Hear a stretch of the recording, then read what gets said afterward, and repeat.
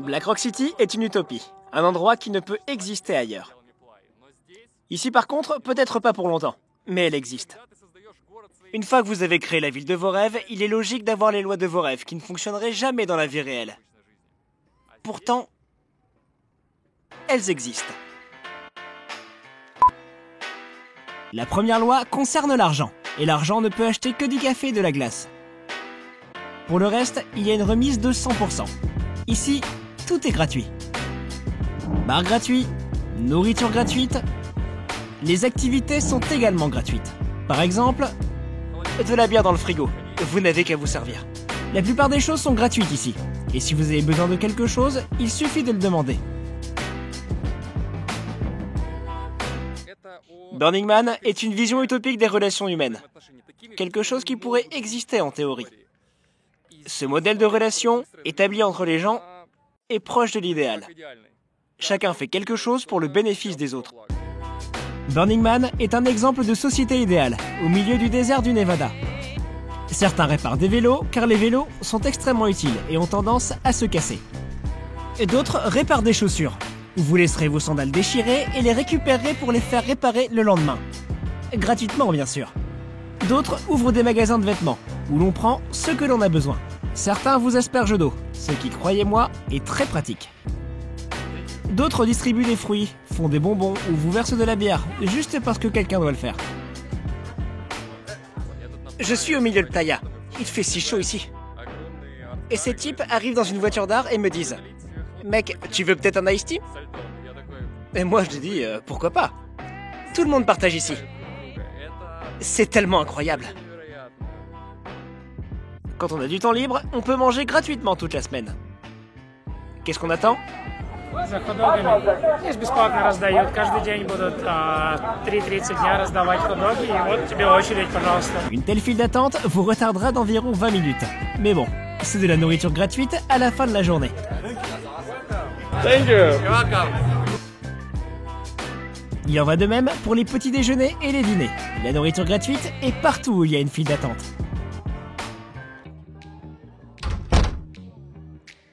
Je pense qu'il y a environ 1000 bars à Black Rock City. Et on trouve de l'alcool à tous les coins de rue. On y trouve même des bars à bière artisanale, avec une sélection de plus de 15 types de bières blondes. N'oubliez pas les gars, c'est un désert. La procédure est simple, vous apportez votre verre et c'est tout.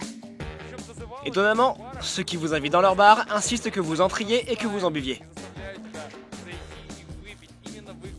Ils vous obligent presque. Ils vous arrêtent dans la rue et vous poussent même dans leur bar. La législation américaine autorise la consommation d'alcool à partir de 21 ans.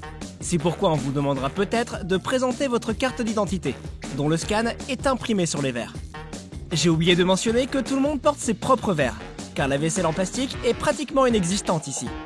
Tout cela est dû à la loi suivante, qui appelle à ne laisser aucune trace. La terre après le Burning Man doit être la même qu'avant. Il n'y a pas de poubelle ici, et vous devrez emporter tous vos déchets avec vous. Vous pouvez ensuite les mettre à la poubelle à la sortie, pour 10 à 15 $ par sac. Il en va de même pour l'eau. Où allez-vous jeter cette eau? Вот все надо сливать в ведра, а потом вывозить из плай, получается. Vous ne pouvez pas la jeter ici? Вообще никак. Можно вылить чистую воду, получается вода, которая выходит из-под кулера, которая просто растаявший лед. Ее можно разливать, но это надо делать очень медленно и на большой дистанции, так сказать. Ну, как бы.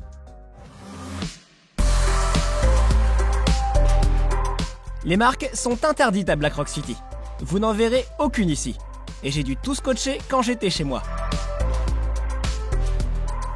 L'idéologie de Burning Man vous permet de faire ce que vous voulez et de vous exprimer de la manière que vous voulez, tant que cela ne nuit pas aux autres. Vous voulez vous mettre tout nu? C'est très bien et beaucoup de gens le font. Mais la plupart des gens portent des vêtements, ce qui fait des costumes un pilier important de l'expression personnelle. Les brûleurs commencent à préparer leurs costumes bien avant l'événement. Et certains les confectionnent même sur mesure. Votre tenue doit comprendre une ceinture, où vous pourrez accrocher les objets dont vous avez besoin. Des lunettes, des chaussures confortables, même si l'apparence est plus importante, et un masque anti-poussière. Plus vous êtes habillé de manière extravagante, mieux c'est. C'est pourquoi les personnes habillées comme moi se distinguent le plus. Ceux qui sont habillés différemment représentent les vrais burners. qui changent plusieurs fois de costume au cours de la semaine. Et comme il fait chaud ici, la plupart des costumes sont très minimalistes. Pourtant, tout le monde a l'air brillant, extravagant et ne demande qu'à être photographié.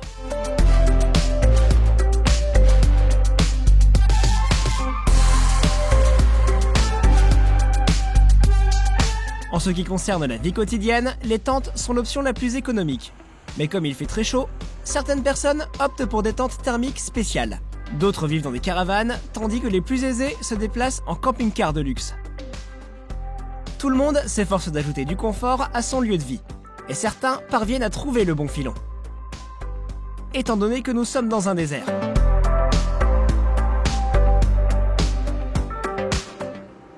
Nous avons décidé de ne pas trop nous embêter et de mettre en place un aménagement sain.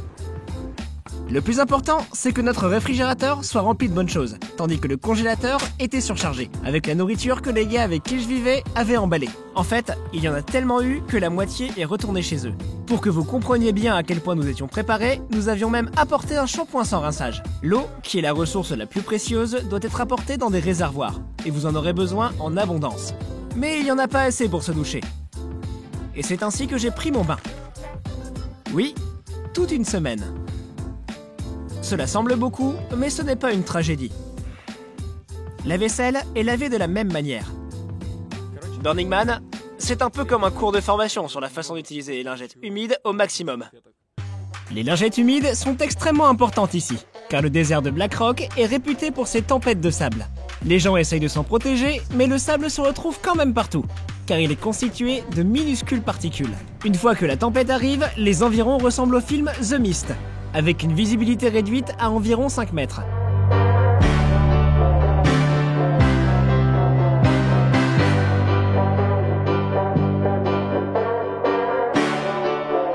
Ces orages sont en pointillés, ce qui signifie qu'il peut faire beau maintenant et que quelques minutes plus tard, on n'y voit plus rien.